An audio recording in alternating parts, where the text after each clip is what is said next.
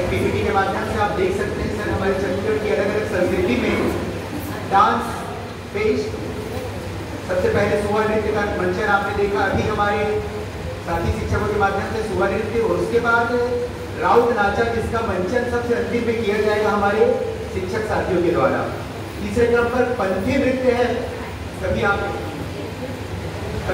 आपने सुना होगा गुरु घासीदास जी का संपूर्ण जीवन चरित्र, हमारे छत्तीसगढ़ के महत्वपूर्ण समाज सुधारकों में से एक थे।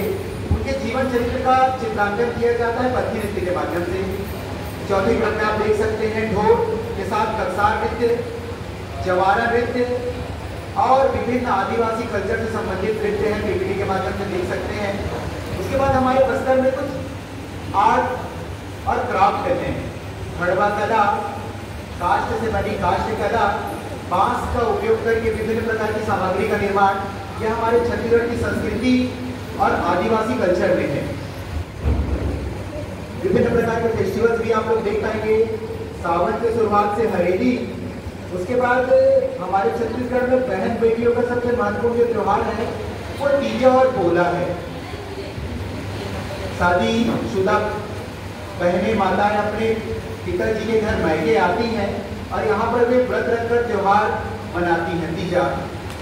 बस्तर का 75 दिन तक चला दशहरा हमारे विश्व भर में प्रसिद्ध है, न केवल हमारे भारत में, अभी तो पूरे विश्व भर में प्रसिद्ध है, जहाँ के स्थानीय राजा और ग्रामीण आदिवासी लोगों के साथ मिलकर यह उत्सव मनाया जाता है। छेरछेरा पर्व हमारी फसल कटाई का प्रतीक है और इसको हम एक बड़े रूप में मनाते हैं। लास्ट में कुंडी मेला, जिसको छत्तीसगढ़ का 5वां कुंभ भी कहा जाता है, पवित्र राजिम में 3 अलग अलग नदियों के संगम पर यह कुंडी मेला आयोजित होता है। इस बीच में एक छोटे मंचन के लिए मैं हमारे साथी शिक्षिका श्रीमती तारा झारिया को आमंत्रित करता हूँ हरथरी गायन के लिए। एक वियोग का गीत राजा भर्तृहरि और उनकी रानी पिंगला के जीवन चरित्र पर आधारित हरथरी गायन तारा झारिया मैडम और सुश्री फुलेश्वरी मैडम को आमंत्रित करता हूँ।